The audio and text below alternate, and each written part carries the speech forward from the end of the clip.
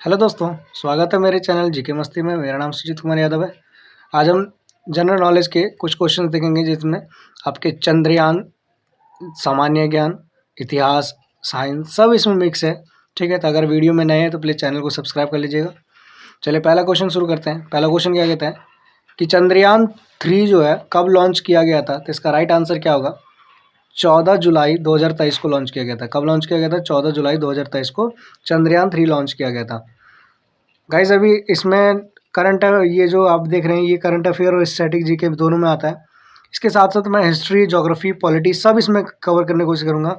ठीक है, तो एक वीडियो में बहुत कुछ आपको देखने को मिलेगा, तो लास्ट तक वीडियो में बने रहिएगा। दूसरा क्वेश्चन क्या कहता है कि चंद्रयान 3 चंद्रमा पर कब तक पहुँच जाएगा? तो कहता है कि चंद्रयान 3 जो था वो चंद्रमा पर कब तक पहुँच जाएगा। तो इसका राइट आंसर क्या होगा? बताइए राइट आंसर क्या होगा? बिल्कुल सही आंसर है, 23 से 24 अगस्त 2023 तक क्या हो जाएगा? पहुँच जाएगा। ठीक है, चलिए अगले क्वेश्चन पे चलते हैं। अगला क्वेश्चन क्या कहते हैं कि चंद्रयान 3 को चंद्रमा पर पहुंचने में लगभग कितना दिन लगेगा? तो बताइए कितना दिन लगेगा लगभग? तो इसका सही आंसर क्या होगा कि चंद्रयान 3 जो है वो चंद्रमा पर पहुंचने में लगभग 40 से 45 दिन लगेगा। कितना लगेगा? 40 से 45 दिन लगेगा। वहीं अगले क्वेश्चन पर चलते हैं। अगला क्वेश्चन क्या कहते हैं कि अब तक कितने देश चंद्रमा पर पहुंच चुके हैं? इसका सही आंसर क्या होगा? 4 देश जो हैं वो चंद्रमा पर पहुंच चुके हैं। कितने देश पहुंच चुके हैं? 4 देश चंद्रमा पर पहुंच चुके हैं। चलिए अगले क्वेश्चन पर चलते हैं। अगला क्वेश्चन क्या कहते हैं अभी तक चंद्रमा पर की सतह पर कौन कौन से देश पहुंच चुके हैं? तो इसका राइट आंसर क्या होगा?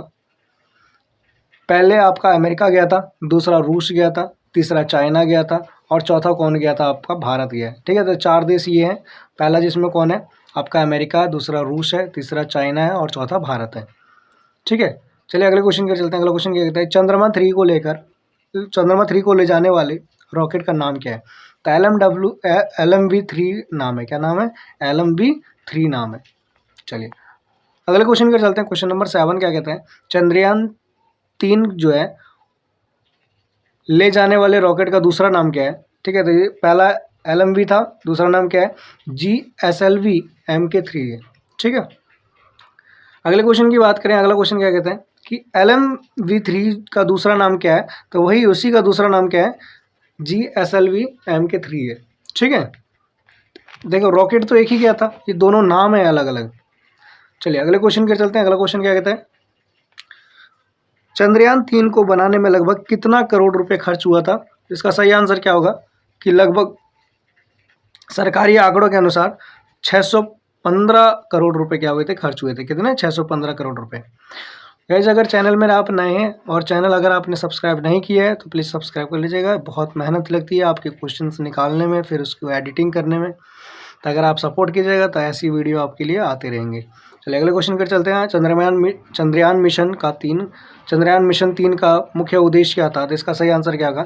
चंद्रयान मिशन 3 का जो मुख्य उद्देश्य था चंद्रमा की सतह पर सुरक्षित और नाजुक लैंडिंग करना तथा चंद्रमा के संरचना को समझना। ठीक है, चंद्रमा कैसा है, कैसा चांद दिखता है, उसी की क्या करना है? अध्ययन करना है। क्या था? ये चंद्रमा का मिशन था। ठीक है, तो ये पूरा आंसर है। अगले क्वेश्चन पर चलते हैं। क्वेश्चन नंबर 11 क्या कहता है चंद्रयान 3 को किस लॉन्च पद से लॉन्च किया गया था? तो कहाँ से किया गया था? कौन सा लॉन्च पैड था? तो लॉन्च पैड 2 नाम था इसका। क्या? Launch pad 2। ठीक है, चंद्रयान 3 को किस समय लॉन्च किया गया था? तो समय क्या था? दोपहर का 2:30 बज रहे थे। ठीक है, जिस समय लॉन्च किया गया था। वहीं अगले क्वेश्चन पर चलते हैं। अगला क्वेश्चन क्या कहते हैं कि चंद्रयान 3 को किस दिन लॉन्च किया गया था? तो किस दिन लॉन्च किया गया था? शुक्रवार 2023 को लॉन्च किया गया था। कब? शुक्रवार को किया गया था। वहीं अगले क्वेश्चन पर चलते हैं। अगला क्वेश्चन क्या कहता है चंद्रयान 3 को किस संस्था द्वारा बनाया गया था? तो इसरो द्वारा बनाया गया था। किसके द्वारा बनाया गया था? इसरो द्वारा बनाया गया था। चलेगा या अगले क्वेश्चन के चलते हैं। अगला क्वेश्चन क्या है चंद्रयान 3 को चंद्रमा के किस क्षेत्र में उतारा गया था? तो चंद्रयान 3 को कौन से क्षेत्र में उतारा गया था? चंद्रमा के दक्षिण ध्रुव में उतारा गया था। कहाँ पे? चंद्रमा के दक्षिण ध्रुव। अब ये देखिए 15 क्वेश्चन मैंने चंद्रयान से बता दिया। अब 15 क्वेश्चन आ गया, हम इतिहास के पढ़ेंगे। ठीक है, तो चलिए शुरू करते हैं। पहला क्वेश्चन क्या है इतिहास का? प्लासी की लड़ाई 1757 में अंग्रेजी सेना का नेतृत्व किसने किया था? तो इसका सही आंसर क्या होगा? रॉबर्ट क्लाइव द्वारा क्या किया गया था? नेतृत्व किया गया था। किसके द्वारा किया गया था? रॉबर्ट क्लाइव के द्वारा। वहीं अगले क्वेश्चन पर चलते हैं। अगला क्वेश्चन क्या कहता है कि अकबर के युद्ध 1764 बक्सर के युद्ध 1764 में अंग्रेजी सेना का नेतृत्व किसने किया था? तो इसका राइट आंसर क्या होगा? हेक्टर मुनरो होगा। क्या होगा? Hector Munro. वहीं अगले क्वेश्चन के चलते हैं। अगला क्वेश्चन क्या कहता है कि बंगाल का द्वैध शासन कब से कब तक चला था? तो इसका सही आंसर क्या होगा? 1765 से 1772 तक चला था। 1765 टू 1772 तक चला था। चलिए अगले क्वेश्चन के चलते हैं। अगला क्वेश्चन क्या है? क्वेश्चन नंबर 4 देखिए।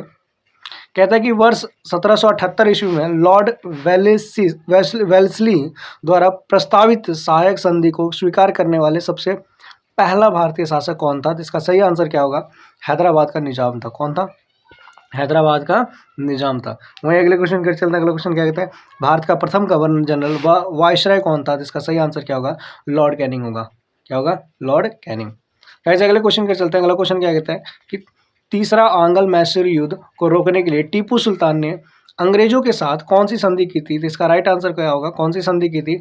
श्रीरंगपट्टनम की संधि की थी। कौन सी की थी? श्रीरंगपट्टनम की संधि की थी। वहीं अगले क्वेश्चन के चलते हैं। अगला क्वेश्चन क्या कहता है? राज्य 6 हड़प नीति, जो आपके राज्य जो है वो हड़प की नीति जब्ती जो सिद्धांत किसके द्वारा लाया गया था? अच्छा, ये हड़प की नीति के बारे में आपको थोड़ा सा बता देता हूँ।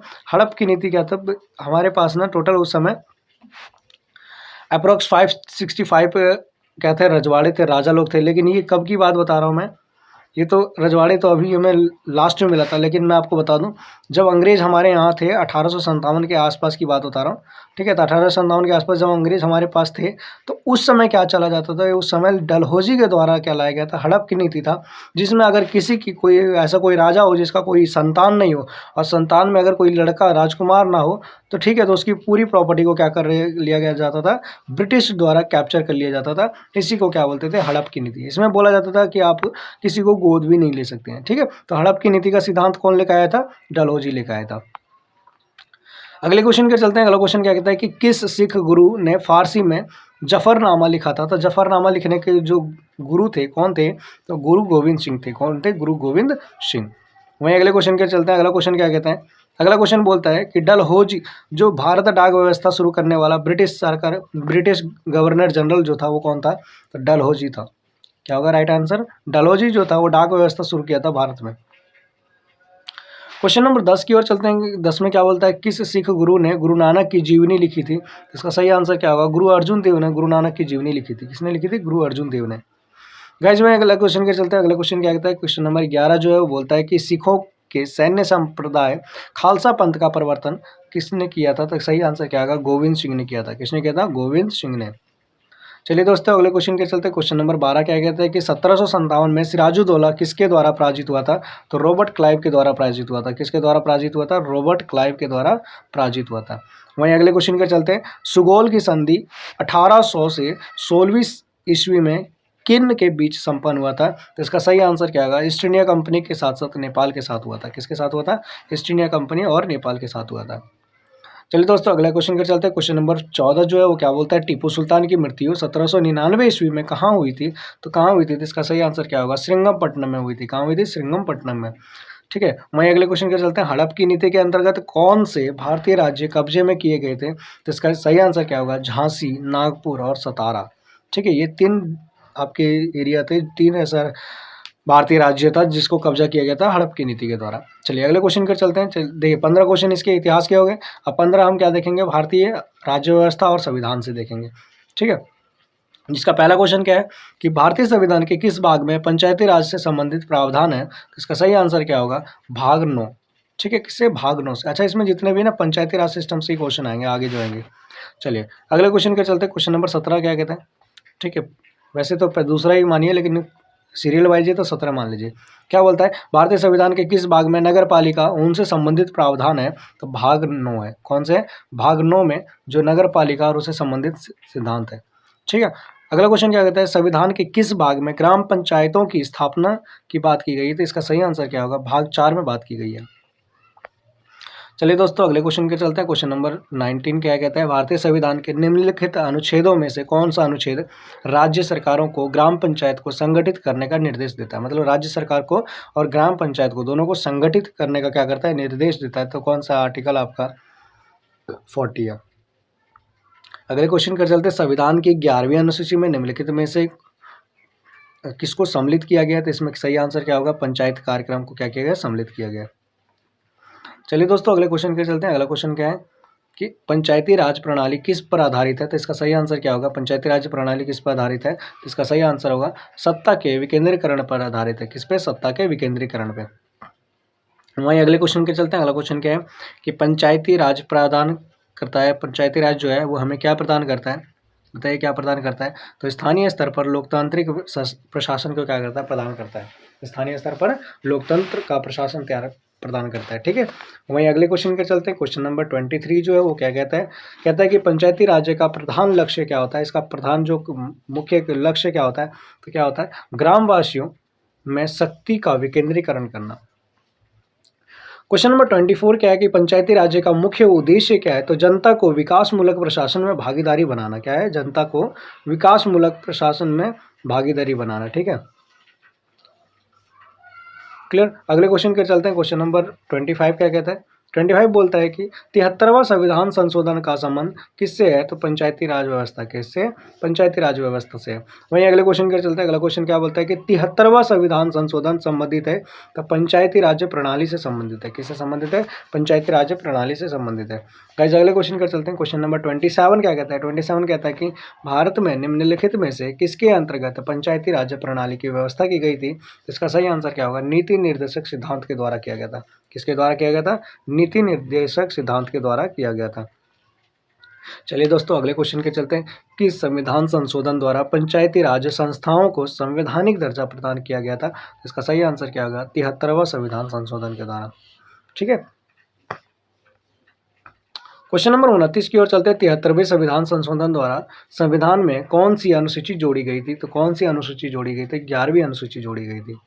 वहीं अगले क्वेश्चन के चलते हैं। अगला क्वेश्चन क्या बोलता है कि 73वें संविधान संशोधन द्वारा 11वीं अनुसूची में पंचायती राज संस्थाओं को कितने काम दिए गए थे? तो 29 कार्य दिए गए थे। कितने? 29 वर्क से। चलिए भाई अब देखिए 15 क्वेश्चन वो हो गए। अब नेक्स्ट 15 क्वेश्चन करते हैं। भारतीय अर्थव्यवस्था, मुद्रा और बैंकिंग से करना है। ठीक है, पहला क्वेश्चन क्या है कि मुद्रा स्वयं मुद्रा का निर्माण करती है। यह परिभाषा किसने प्रस्तुत किया था? इसका सही आंसर क्या होगा? कुमार ने प्रस्तुत किया था। किसने किया था? कुमार ने। अगले क्वेश्चन क्या चलते हैं। अगला क्वेश्चन क्या कहता है कि ग्रेशम का नियम, क्या ग्रेशम का नियम निम्नलिखित में से किससे संबंधित है? तो इसका सही आंसर क्या होगा? बताइए जल्दी क्या होगा इसका सही आंसर? घाटे के की अर्थव्यवस्था से संबंधित है। ऐसी विदेशी मुद्रा जिसमें शीघ्र पलायन कर जाने की प्रवृत्ति हो वह क्या कहलाती है? तो उसे गर्म मुद्रा कहते हैं। क्या कहते हैं? गर्म मुद्रा कहते हैं। अगले क्वेश्चन की ओर चलते हैं। अगला क्वेश्चन क्या कहता है? अगला क्वेश्चन बोलता है कि हवाला क्या है? तो विदेशी मुद्रा का अवैध कारोबार, इसे क्या बोलते हैं? हवाला बोलते हैं। हार्ड करेंसी से क्या समझते हैं आप? तो वह मुद्रा जिसमें आपूर्ति की मांग की अपेक्षा कम हो। ठीक है, क्या बोलते हैं? जिसमें आपकी आपूर्ति मतलब जिसमें नीड की जरूरत कम हो वो क्या होता है? आपका हार्ड मुद्रा होता है। अगले क्वेश्चन के चलते हैं। सॉफ्ट करेंसी से आप क्या समझते हैं? वह मुद्रा जिसमें आपूर्ति की मात्रा मांग की क्या हो? अधिक हो। ठीक है, उसे क्या कहते हैं? बताइए उसे क्या कहते हैं? उसे कहते हैं सॉफ्ट मुद्रा। अगले क्वेश्चन के चलते हैं। अगला क्वेश्चन क्या बोलता है? अगला क्वेश्चन बोलता है कि जिस मुद्रा में भुगतान करने पर लेनदार कानूनी तौर पर स्वीकार करने से इनकार नहीं कर सकता उसे कहते हैं, उसे क्या कहते हैं बताओ? तो उसे कहते हैं विजय गरसिया मुद्रा। चलिए अगले क्वेश्चन के चलते हैं। अगला क्वेश्चन क्या बोलता है? 38 क्वेश्चन नंबर देखिए। इसमें बोलता है कि किन देशों में मुद्रा प्राय हार्ड करेंसी होती है? तो कौन से देश में होती है? विकसित देशों में होती है। कहाँ पे होती है? विकसित देशों में। वहीं अगला क्वेश्चन क्या है? अगले क्वेश्चन की ओर चलते हैं। अगला क्वेश्चन बोलता है भारत की विधि ग्रहण मुद्रा कौन सी है? तो भारत की विधि ग्रहण मुद्रा जो है वो रुपया है। क्या है? रुपया। गाइस क्वेश्चन नंबर 40 की तरफ चलते हैं। 40 क्या बोलता है कि सरकार द्वारा पुरानी मुद्रा को समाप्त कर नई मुद्रा चलाने को क्या कहलाता है? तो विमुद्रीकरण कहते हैं। क्या कहते हैं उसे? विमुद्रीकरण कहते हैं। वहीं अगले क्वेश्चन की ओर चलते हैं। अगला क्वेश्चन क्या बोलता है कि बाजार के नियम के प्रस्तुतकर्ता थे। कौन थे प्रस्तुतकर्ता? तो जेबीसी क्या थे? इनके प्रस्तुतकर्ता थे। क्वेश्चन नंबर 42 की तरफ चलते हैं। मुद्रा संकुचन का कारण क्या होता है? तो मुद्रा संकुचन का कारण होता है कि माल एवं सामान की पूर्ति की तुलना में मुद्रा की पूर्ति में कमी आना। ठीक है, माल और सेवाओं की पूर्ति की तुलना में जब मुद्रा की कमी होती है तो मुद्रा संकुचन कहते हैं। क्या कहते हैं उसे? मुद्रा संकुचन कहते हैं। अगले क्वेश्चन के चलते हैं। अगला क्वेश्चन क्या बोलता है कि मुद्रास्फीति से बाजार की वस्तुएं, ठीक है, मुद्रास्फीति से बाजार की वस्तुएं क्या होती है हमेशा, तो बताइए महंगी हो जाती है। क्या होती है? महंगी हो जाती है। क्वेश्चन नंबर 44 की तरफ चलते हैं। क्वेश्चन नंबर 44 क्या बोलता है? लगातार बढ़ती कीमतों की प्रक्रिया को क्या कहते हैं? जब बढ़ती कीमत हो, मतलब कीमत जो होती है सामान की बढ़ती चली जाती है, तो उसे क्या कहते हैं?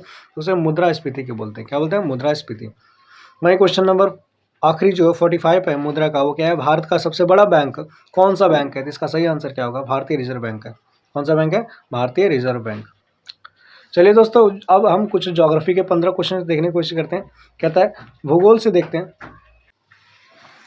भूगोल का पहला क्वेश्चन क्या है कि भूगोल का जनक किसे कहा जाता है? तो इसका सही आंसर क्या होगा? हिकेटियस को भूगोल का जनक कहा जाता है। क्या कहा जाता है? हिकेटियस को भूगोल का जनक कहा जाता है। वहीं अगले क्वेश्चन क्या चलता है? अगला क्वेश्चन क्या बोलता है? अगला क्वेश्चन बोलता है भूगोल को एक अलग अध्ययन शास्त्र के रूप में स्थापित करने का श्रेय निम्नलिखित में से किस विद्वान को जाता है? तो इसमें कौन किसको जाएगा? इराटोस्थेनीज को जाता है। किसको जाता है? इराटोस्थेनीज को जाता है। क्वेश्चन नंबर 48 की तरफ चलते हैं। भूगोल के लिए ज्योग्राफी शब्द का सबसे पहले प्रयोग किसने किया था? इसका सही आंसर क्या होगा? इराटोस्थेनीज ने किया था। किसने किया था? इराटोस्थेनीज ने किया था। गाइस 49 की तरफ चलते हैं। 49 क्या बोलता है कि भूगोल पृथ्वी को केंद्र मानकर अध्ययन करने वाला विज्ञान है, किसने कहा था? तो इसका सही आंसर क्या होगा? वारेनियस ने कहा था। किसने कहा था? वारेनियस में। भूगोल भूतल का अध्ययन है, किसने कहा था? तो ये इसका सही आंसर क्या होगा? कांट ने कहा था। ठीक है, क्वेश्चन नंबर 51 की तरफ चलते हैं। 51 क्या होता है? भौगोलिक विचारधाराओं में नवनियतिवाद की विचारधारा का प्रवर्तक कौन है? तो इसका सही आंसर क्या होगा? ग्रिफ्थ टेलर जो है वो राइट आंसर होगा। चलिए दोस्तों, अगले कुछ क्वेश्चन की तरफ चलते। अगला क्वेश्चन क्या कहता है कि वर्तमान की भूत की कुंजी है कथन किस विद्वान का दिया हुआ है? तो इसका सही आंसर क्या होगा? जेम्स हटन के द्वारा दिया गया है। किसके द्वारा दिया गया? जेम्स हटन के द्वारा दिया गया। अभी तक मैं 100 से प्लस क्वेश्चन आपको करा चुका हूँ।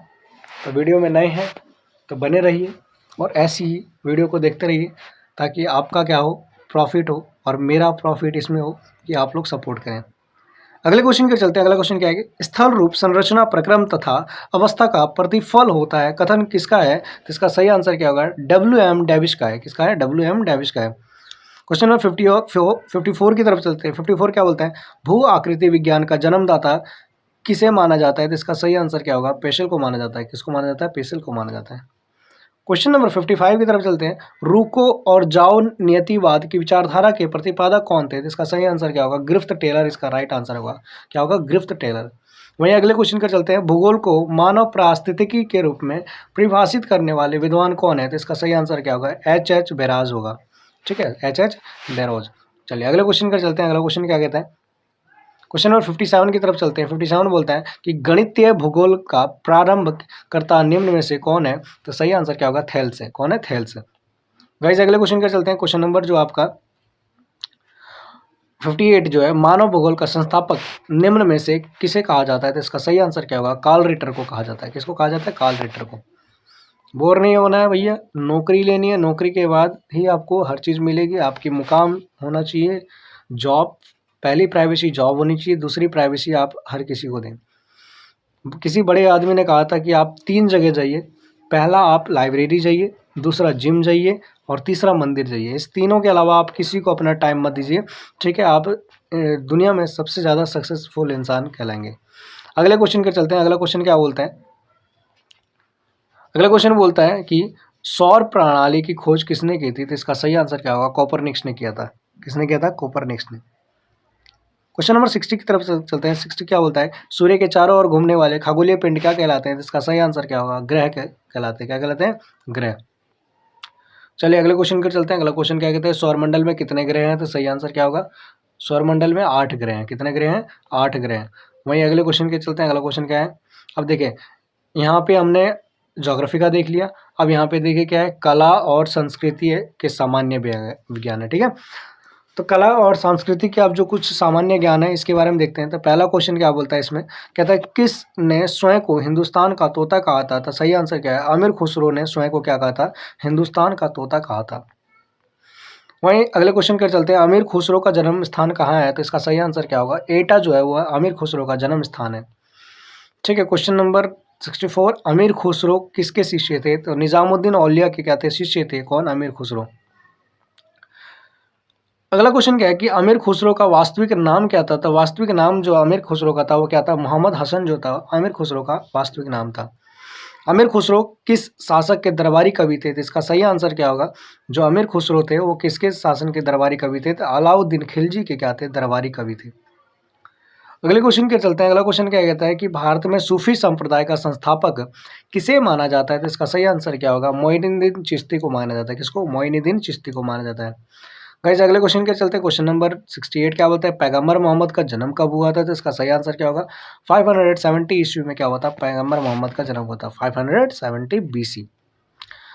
चलिए दोस्तों अगले क्वेश्चन के चलते हैं। अगला क्वेश्चन क्या कहता है कि गुरु नानक देव का जन्म कब हुआ था? तो इसका सही आंसर क्या होगा? 1469 ईस्वी में हुआ था, जिसे 1469 BC भी कहते हैं। चैतन्य ने शिक्षा दी थी, तो चैतन्य ने क्या शिक्षा दी थी? तो चैतन्य ने भक्ति की शिक्षा दी थी। किसकी शिक्षा दी थी? भक्ति की शिक्षा दी थी। अगले क्वेश्चन के चलते हैं। अगला क्वेश्चन क्या बोलता है कि नानक का शिष्य लहना आगे चलकर किस नाम से प्रसिद्ध हुआ था? सही आंसर क्या होगा? अंगद के नाम से प्रसिद्ध हुआ। किस नाम से? अंगद। वहीं अगले क्वेश्चन के चलते हैं। अगला क्वेश्चन क्या बोलता है कि त्यागराज कौन थे? तो त्यागराज एक क्या थे? म्यूजिशियन थे, संगीतकार थे। ठीक है, क्वेश्चन नंबर 73 की तरफ चलते हैं। 73 क्या बोलता है कि संगीत की दुनिया में सितार के जादूगर के नाम से किसे जाना जाता है? तो किसे जाना जाता है? रहीम सेन को क्या माना जाता है? संगीत दुनिया के सितार के जादूगर माना जाता है। अगले क्वेश्चन क्या है कि गुरु नानक का वास्तविक नाम क्या है? तो गुरु नानक का वास्तविक नाम जो है वो नानक है। क्या है? नानक। चलिए गाइस अगले क्वेश्चन के चलते हैं। अगला क्वेश्चन क्या बोलता है कि तानसेन का मूल नाम क्या था? तो राम तनु पांडे। क्या नाम था? राम तनु पांडे जो है वो तानसेन का मूल नाम था। वहीं अगले क्वेश्चन के चलते हैं। अगला क्वेश्चन क्या कहता है? गौतम बुद्ध का वास्तविक नाम क्या था? तो सिद्धार्थ गौतम बुद्ध का क्या था? वास्तविक नाम था। चलिए दोस्तों अगले क्वेश्चन के चलते हैं। स्वामी विवेकानंद का वास्तविक नाम क्या था? तो इसका सही आंसर क्या होगा? नरेंद्र नाथ दत्त। क्या नाम था? नरेंद्र नाथ दत्त जो था स्वामी विवेकानंद का वास्तविक नाम था। ठीक है, वहीं अगले क्वेश्चन के चलते हैं। किसने कहा था दिल्ली अभी दूर नहीं है? तो दिल्ली अभी दूर है, तो किसने कहा था? निजामुद्दीन औलिया ने कहा था कि दिल्ली अभी दूर है। अगले क्वेश्चन के चलते हैं कि दुख में सुमिरन करे सुख में करे ना कोई, यह पंक्ति किसने लिखा था? तो कबीर दास के द्वारा कहा गया था कि दुख में सुमिरन करे सुख में करे ना कोई। ठीक है, जब सुख में सुमिरन करे तो दुख काहे को हो, ये पूरा लाइन है। ठीक है, अगले क्वेश्चन कर चलते हैं। उर्दू के मशहूर शायर मिर्ज़ा गालिब का वास्तविक नाम क्या है? तो इसका सही आंसर क्या होगा? असद उल्लाह खान था। क्या नाम था? असद उल्लाह खान। चलिए अब कुछ सामान्य ज्ञान के क्वेश्चंस देख लेते हैं। ठीक है, अभी तक हमने जितने क्वेश्चंस देखे सब अलग अलग मैंने डिवाइड कर रखा था, पार्टों में डिवाइड कर रखा था। अब ये जो क्वेश्चंस है ये मिक्स क्वेश्चन, जिसमें सामान्य ज्ञान जिसे बोल सकते हो आप, जनरल नॉलेज बोल सकते हो। पहला क्वेश्चन क्या है कि कार्य का मात्रक क्या होता है? तो इसका सही आंसर क्या होगा? कार्य का मात्रक जो होता है वो जूल होता है। क्या होता है? जूल होता है। वहीं दूसरे क्वेश्चन की बात करें, दूसरा क्वेश्चन जो है उसका सही क्या होगा? प्रकाश वर्ष किसकी इकाई है? तो दूरी की इकाई को क्या कहते हैं? प्रकाश वर्ष कहते हैं। ठीक है, डिस्टेंस जो होता है ना पृथ्वी से सूर्य की डिस्टेंस को प्रकाश वर्ष कहते हैं। बल की एसआई इकाई यूनिट क्या है? तो बल की एसआई यूनिट जो बल की एसआई फोर्स की एसआई यूनिट क्या है? तो वही होता है न्यूटन होता है। पारसेक किसकी इकाई है? तो दूरी की जो है इकाई है उसे क्या कहते हैं? पारसेक कहते हैं। पास्कल किसकी इकाई है? तो पास्कल जो है वो किसकी इकाई है बताइए? ये दाब की इकाई है। किसकी? दाब। ठीक है, प्रेशर जिसे बोलते हैं। अगला क्या है? कैंडेला किसका मात्रक है? तो कैंडेला आपका ज्योति तीव्रता का मात्रक है। किसका? ज्योति तीव्रता का। गाइस क्वेश्चन नंबर 87 की ओर चलते हैं। विद्युत मात्रा की इकाई क्या है? तो एम्पियर जो है वो विद्युत मात्रा की इकाई है। किसकी? एम्पियर की। डेसिबल किसे नापने के लिए प्रयोग में लाया जाता था? डेसिबल वातावरण में ध्वनि को नापने के लिए लाया जाता था। क्वेश्चन नंबर 89 क्या कहता है कि हाइड्रोजन की खोज किसने की थी? इसका सही आंसर क्या होगा? हाइड्रोजन की खोज कैंटविश ने की थी। कौन सा तत्व सूर्य में अधिक पाया जाता है? तो हाइड्रोजन सबसे ज़्यादा पाया जाता है सूर्य में। चलिए दोस्तों अगला क्वेश्चन देखते हैं। अगला क्वेश्चन क्या कहता है? कौन सा तत्व ब्रह्मांड में सबसे अधिक पाया जाता है? तो इसका सही आंसर क्या होगा? हाइड्रोजन पाया जाता है। कौन सा पाया जाता है? हाइड्रोजन सबसे ज़्यादा पाया जाता है। अगले प्रश्न की ओर चलते हैं। भविष्य का ईंधन किसे कहा जाता है? तो इसका सही आंसर क्या होगा? हाइड्रोजन को भविष्य का ईंधन कहा जाता है। चलिए दोस्तों अगले क्वेश्चन क्या चलते हैं। वह तत्व जो अम्लों का आवश्यक तत्व घटक है कौन सा है? उसका सही आंसर क्या होगा? हाइड्रोजन होगा। 94 क्वेश्चन क्या बोलता है? वह तत्व जिसका परमाणु क्रमांक तथा परमाणु भाग दोनों एक समान होते हैं तो उसका सही आंसर क्या होगा? हाइड्रोजन होगा। क्या होगा? हाइड्रोजन। क्वेश्चन नंबर 95 क्या कहता है कि हाइड्रोजन के समस्थानिकों की संख्या कितनी है? तो इसका सही आंसर क्या होगा? 3 है। ठीक है। विषाणु में क्या होता है? तो विषाणु में न्यूक्लिक एसिड और प्रोटीन पाया जाता है। क्या पाया जाता है? न्यूक्लिक एसिड और प्रोटीन पाया जाता है। वहीं अगले क्वेश्चन के चलते हैं। अगला क्वेश्चन क्या बोलता है कि एचआईवी द्वारा होने वाला रोग कौन सा है? तो इसका सही आंसर क्या है? एड्स जो है वह एचआईवी द्वारा होने वाला रोग से। 98 क्या होता है? एडवर्ड जेनर ने खोज किसकी की थी? तो एडवर्ड जेनर ने चेचक का टीका खोजा था। चेचक बहुत खतरनाक बीमारी थी, इसकी खोज की थी। अगले क्वेश्चन पे चलते हैं। विषाणु वृद्धि करता है। विषाणु वृद्धि किसकी करता है? तो जीवित कोशिका में क्या करता है? विषाणु की वृद्धि होती है। ठीक है, जीवित कोशिका में। अगले क्वेश्चन, आखिरी क्वेश्चन है ये, एड्स का क्या कारण है? तो एड्स जो है वो किसके कारण से होता है? तो इसका सही आंसर क्या होगा? जो एड्स होता है वो वायरस के कारण होता है। किसके कारण होता है? वायरस के कारण होता है। अभी तक मैंने कम से कम 200 क्वेश्चंस के आसपास करा दिए। तो अगर आप वीडियो में नए हैं, वीडियो आपने देखी है, वीडियो आपको अच्छा लगा हो तो चैनल को सब्सक्राइब कर लीजिएगा, अपने दोस्तों को शेयर कर दीजिएगा।